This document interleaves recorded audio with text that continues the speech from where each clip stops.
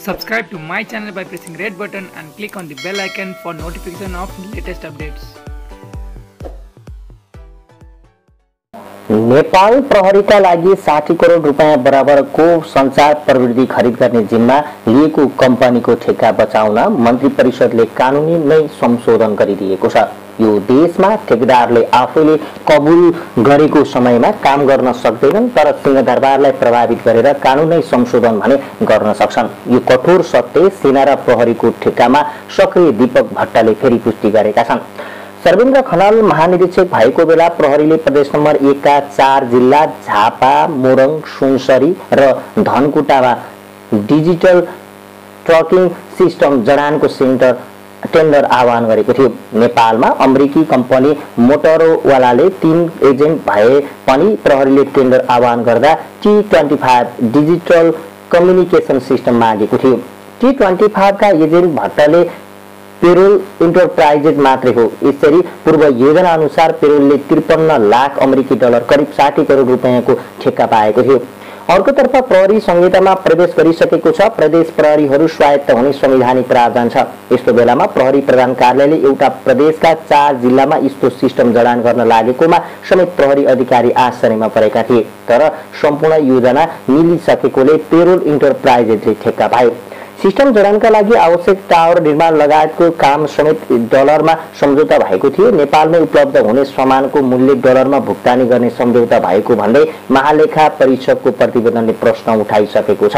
ठेक्का सम्झौता 2 वर्ष अघि नै भए पनि म्याद भने समाप्त, सामान ल्याउन एलसी खोलिएको मितिबाट सम्झौता लागू हुने उल्लेख थियो। गत वर्ष जेठमा एलसी खोलियो, जसको 180 दिनभित्र सामान ल्याएर जडान गर्नुपर्ने उल्लेख थियो। तर 1 वर्षसम्म पनि पेरोलले काम गर्न सकेन। समयमा काम सम्पन्न नगरेको पेरोलले 1 वर्षमा प्रगति विवरण समेत नबुझाएपछि नेपाल प्रहरीले 8 वैशाखमा ठेक्का रद्द गर्ने निर्णय गरेको थियो। प्रहरीले पेरोलको बैंक ग्यारेन्टी जफत गर्न पत्रचार गरेपछि पनि भट्टा निराश भएनन्। बरु उनले प्रहरीको निर्णय खारेज हुने गरी सार्वजनिक खरिद नियमावली नै मन्त्री परिषदघाट संशोधन गराएका हुन्। 14 वैशाखमा बसेको मन्त्री परिषद बैठकले सार्वजनिक खरिद नियमावली नै संशोधन गरिदियो। नियमावलीमा जेसुकै लेखिएको भए पनि निर्धारित समयमा काम नसकेका कम्पनीले अब 21 दिनभित्र निवेदन दिएमा ठेक्काको म्याद थपिने निर्णय गरेर मन्त्री परिषदले भट्टा र उनी जस्तै ठेकेदारको स्वार्थ सुरक्षित गरेको छ। ठेकेदार बलिया र राज्य कमजोर हुँदा सार्वजनिक खरिद नियमावली 2064 विगत 12 वर्षमा 10 पटक संशोधन भएको छ। त्यसमा पनि विगत 1 वर्षमा 5 पटक संशोधन भएको छ। गत पुसमा मात्र पनि नियमावली संशोधन भएकोमा मन्त्री परिषदले अहिले फेरि अर्को संशोधन गरेर दफा 120 मा उपदफा 1 ग थप गरेको छ, जसमा भनिएको छ उपनियम 1 क 1 ख मा जेसुकै लेखिएको भए तापनि यो उपनियम प्रारम्भ हुनुअघि म्याद समाप्त भई कुनै कारणवश त्यस्तो म्यादभित्र म्याद थपका लागि निवेदन दिन सकेका सम्बन्धित निर्माण व्यवसायी, आपूर्तिकर्ता, सेवा प्रदायक वा परामर्शदाताले यो उपनियम प्रारम्भ भएको मितिले 21 दिनभित्र म्याद थपका लागि निवेदन दिन सक्नेछन्। यसरी नियमावलीमा जेसुकै लेखिएको भए पनि मन्त्री परिषदले निर्णय गरेको 21 दिनभित्र निवेदन दिने कम्पनीको ठेक्का बिउतिने भएको छ। कोरोना भाइरसले लकडाउन भएका कारण ठेक्काले म्याद थपिएको सरकारको भनाइ छ। तर नेपालमा लकडाउन 11 चैत 2077 बाट सुरु भएको हो। तर त्यो भन्दा अघिल्लो वर्ष नै सकिनुपर्ने ठेक्काको जिम्मा पनि कोरोनालाई दिनुपर्ने हो भन्ने प्रश्न उठेको छ। फेरि लकडाउनकै कारण हो भने देशमा अहिले पनि लकडाउन जारी छ र कहिलेसम्म जारी रहन्छ भन्ने टुङ्गो छैन। तर ठेक्का पट्टाको म्याद थप्न भने 15 वैशाखदेखि लागू हुने गरी भनेर सरकारले केका आधारमा निर्णय गर्यो भन्ने प्रश्नमा प्रधानमन्त्री तथा मन्त्री परिषद कार्यालयका एक अधिकारीले भने यो त हामीले जान्ने विषय होइन, छलफल भएर आएको प्रस्ताव पनि होइन, तर्कको खास अर्थ रहेन।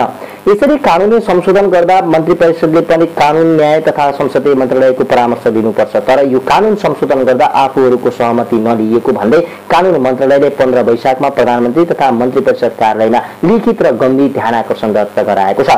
नेपाल सरकार कार्य सम्पादन नियमावली 2064 को नियम 9 को उपनियम 1 को खण्ड क मा नेपाल सरकारले प्रचलित कानुन अन्तर्गत बनाउनु पर्ने वा जारी गर्नुपर्ने नियम, आदेश, निर्देशिका वा कार्यविधि सम्बन्धमा कानुन, न्याय तथा संसदीय मामिला मन्त्रालयको परामर्श लिनुपर्ने व्यवस्था गरेको सन्दर्भमा प्रस्तुत नियमावलीको विषयमा यस मन्त्रालयको तर्जुमा सहमति लिएको नदेखिएकाले सो विषयमा त्यस कार्यालयले गम्भीर ध्यानाकर्षण गराइएको बेहोरा समेत आदेश अनुसार अनुरोध गरिन्छ पत्रमा भनिएको छ।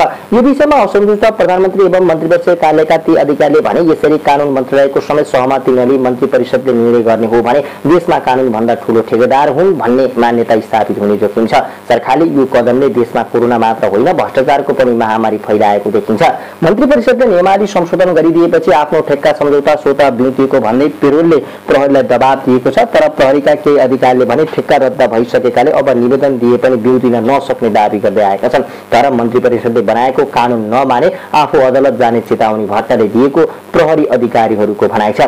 विगतमा निर्माण व्यवसायीहरूले दबावमा सार्वजनिक खरिद नियमावली संशोधन हुने गरेको थियो। उनीहरूकै दबावमा गत पुसमा नव संशोधन भएको थियो। तर यसपालि आफूहरूले समेत पत्तो नपाई कानून संशोधन भएकोमा निर्माण व्यवसायी पनि आश्चर्यमा परेका छन्। नियमावली संशोधनका लागि हामीले कुनै माग गरेका थिएनौं। यो विषयमा छलफल पनि भएको थिएन, जानकारी पनि थिएन, निर्माण व्यवसायी महासंघका अध्यक्ष रवि सिंहले भने। नयाँ भट्ट आबद्ध कम्पनीले पाएका जलविद्युतका ठेक्का समेत विवादित छन्। बहुप्रतीक्षित बुढी गण्डकी जलविद्युत आयोजना पनि भट्टा एजेन्ट रहेको चाइना गेजुवा कारण अलपत्र छ। 1200 मेगावाटको सो परियोजना बनाउने भनेर जिम्मा लिएको सो कम्पनीले अहिले क्षमता घटाउन प्रयास गरेको छ। यसरी राष्ट्रिय गौरवको आयोजना अलपत्र पार्ने एजेन्ट नै मन्त्री परिषदघाट आफू अनुकूल निर्णय गराउन सफल भएका छन्। नेपाल प्रहरीले भट्टकै कम्पनी मार्फत एउटा वाटर क्यान खरिदका लागि सम्झौता गरेको पनि 1 वर्ष भइसकेको छ। तर उनले उपलब्ध गराउन सकेका छैनन्, जबकि त्यसका लागि एक पटक प्रहरी प्रधान कार्यालय र अर्को पटक गृह मन्त्रालयले म्याद थप गरेका छन्। तेस्रो पटक म्याद थपका लागि मन्त्री परिषदमा प्रस्ताव पेश भए पनि अस्वीकृत भएको थियो। त्यसपछि प्रहरी प्रधान कार्यालयले उनको कम्पनीलाई ढिलाइ बापत जरिवानाका लागि प्रक्रिया अघि बढाइसकेको थियो। वाटर क्यानको उनको ठेक्काले भने नियमावली संशोधनपछि निरन्तरता पाउने भएको छ। करिब 3 करोड रुपैयाँमा उनले प्रहरीलाई एउटा वाटर क्यान बेच्न लागेका हुन्। कानून संशोधन गर्दा मन्त्री परिषदले पनि कानून न्याय तथा संसदीय मन्त्रालयको परामर्श दिनुपर्छ। तर यो कानून संशोधन गर्दा आफूले सहमति नलिएको भन्दै कानून मन्त्रालयले 15 वैशाखमा प्रधानमन्त्री तथा मन्त्री परिषद कार्यालयमा लिखित गम्भीर ध्यान आकर्षण दर्ता गरेको थियो। नेपाल सरकार कार्य सम्पादन नियमावली 2064 को 9 को उपनियम 1 को खण्ड क मा नेपाल सरकारले प्रचलित कानून अन्तर्गत बनाउनु पर्ने वा जारी गर्नुपर्ने नियम, आदेश, निर्देशिका वा कार्यविधि सम्बन्धमा कानून न्याय तथा संसदीय मामिला मन्त्रालयको परामर्श लिनुपर्ने व्यवस्था गरेको सन्दर्भमा प्रस्तुत नियमावलीको विषयमा यस मन्त्रालयको तर्जुमा सहमति लिएको नदेखिएको, सो विषयमा त्यस कार्यालयको गम्भीर ध्यानाकर्षण गरेको बेहोरा समेत आदेश अनुसार अनुरोध गरिन्छ पत्रमा भनिएको छ। यो विषयमा असन्तुष्ट प्रधानमन्त्री तथा मन्त्री परिषद कार्यालयका एक अधिकारीले भने यसरी कानून मन्त्रालयले समेत सहमति नलिई मन्त्री परिषदले पनि निर्णय गर्ने हो भने देशमा कानून भन्दा ठूलो ठेकेदार हुने भन्ने मान्यता स्थापित हुने जोखिम छ।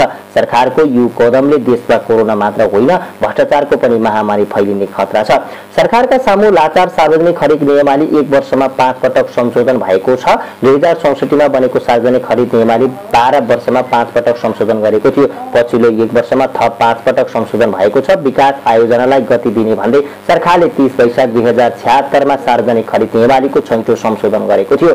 आयोजना तोकिएको अवधिमा सम्पन्न नभएमा बढीमा ठेक्काको 50% म्याद थप गर्न सक्ने व्यवस्था गरियो। सो अवधिमा पनि निर्माण नसकिए ठेक्का तोडिन ठेकेदारहरूलाई कालो सूचीमा राख्ने व्यवस्था गरिएको थियो। ठेकेदारको दबावमा सरकारले 23 जेठमा 7औं संशोधन गरी खरिद सम्झौताको हकमा सुरु सम्झौताको 50% वा सो भन्दा बढी म्याद थप भइसकेको र त्यसरी थप भएको म्यादमा समेत सम्झौता बमोजिमको कार्य सम्पन्न हुन नसकेको अवस्थामा कार्य प्रगति र बाँकी कार्यको विश्लेषण गरी म्याद थप गर्दा कार्य सम्पन्न हुन सक्ने देखिएमा बढीमा 1 वर्षका लागि सम्बन्धित मन्त्रालय वा निकायको सचिवले म्याद थप गर्न सक्ने भन्ने व्यवस्था रहेको छ।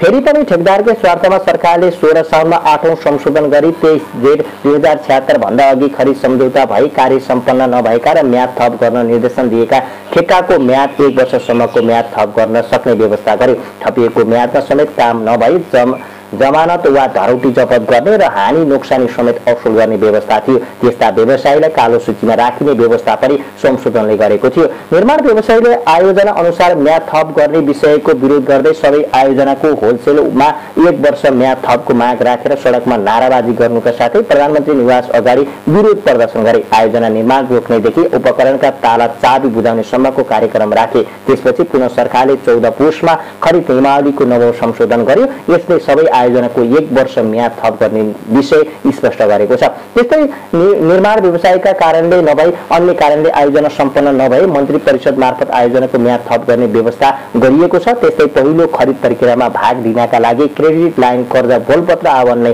देखाउनु पर्नेमा त्यसलाई सजिलो बनाएर ठेक्का पाएपछि मात्र क्रेडिट लाइन देखाउनु पर्ने लगायतका व्यवस्था गरेको छ। तर यस्ता व्यवस्थाबाट पनि व्यवसायी अझै असन्तुष्ट छैनन्।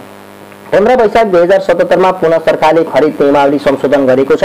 अघिल्लो संशोधनपछि होलसेलमा म्याद थप पाएका आयोजनाको काम सम्पन्न नभए कुनै पनि हालतमा अर्को पटक नथप्ने घोषणा भौतिक पूर्वाधार मन्त्रालयले गरे पनि सरकारले नियमावली नै संशोधन गरी म्याद थपेको निवेदन दिने म्याद नै 4 जेठसम्म पुर्याइदिएको छ। यसअघिको व्यवस्था अनुसार 23 जेठ 2076 निर्माण अवधि तोकिएका आयोजनाको मात्रै म्याद थप गर्ने व्यवस्था भएकोमा त्यसलाई पनि करिब 1 वर्ष बढाएर 15 वैशाखसम्म सम्पन्न हुनु पर्ने, तर नसकिएका आयोजनाले म्याद थपको सुविधा पाउने व्यवस्था सरकारले गरेको छ।